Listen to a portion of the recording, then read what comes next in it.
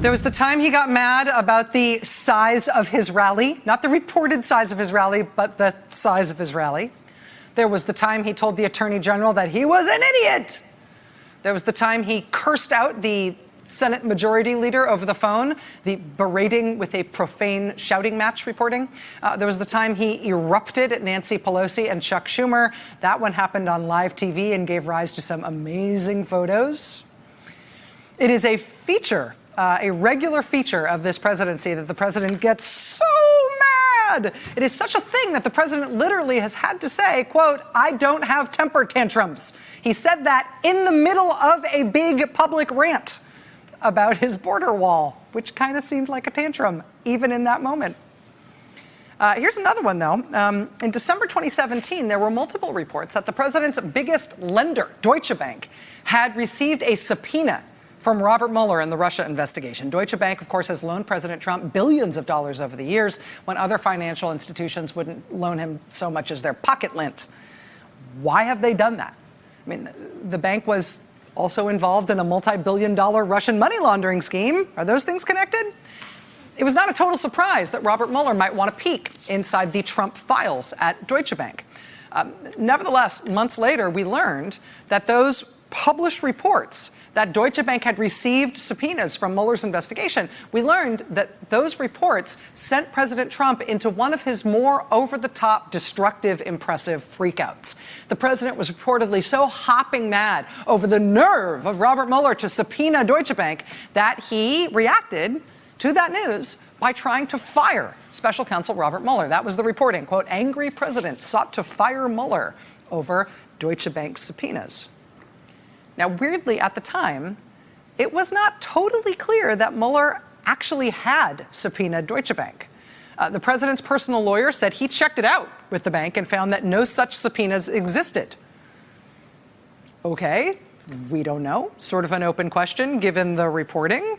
Maybe that was right. I mean, maybe it was a false alarm for the president. The House Intelligence Chairman, Adam Schiff, has repeatedly publicly questioned whether the special counsel's investigation ever peeked into the president's finances at all, suggesting, in fact, that they haven't.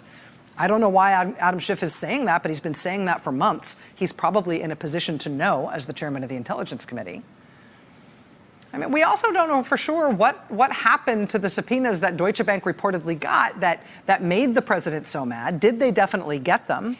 What happened to them once they were issued? Why did the president react the way he did? I mean, maybe we'll find out on Thursday when the Attorney General releases some redacted version of Robert Mueller's report. But 2 days before that report comes out, we do know, as of today, that Deutsche Bank definitely has been subpoenaed now, for sure. Late yesterday, Democrats in the House issued friendly but formal subpoenas to Deutsche Bank, demanding the president's financial records, exactly the same territory of those reported subpoenas that drove the president to rage out and try to fire Robert Mueller a long time ago. The New York Times is reporting that Democrats have not just subpoenaed Deutsche Bank, they've also asked for documents from J.P. Morgan Chase, Bank of America, and also Citigroup, documents regarding, quote, possible money laundering by people in Russia and Eastern Europe. These new subpoenas from Democrats in Congress follow one for financial records that were sent to the president's accounting firm, and the House Ways and Means Committee directing the IRS to hand over the president's tax returns in accordance with the law, which says the IRS has to hand them over.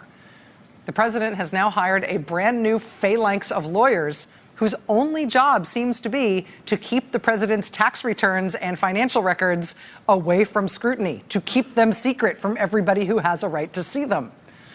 The president's business, the Trump Organization, is also reportedly considering ways to try to block Deutsche Bank from complying with the subpoenas and forking over Trump's files.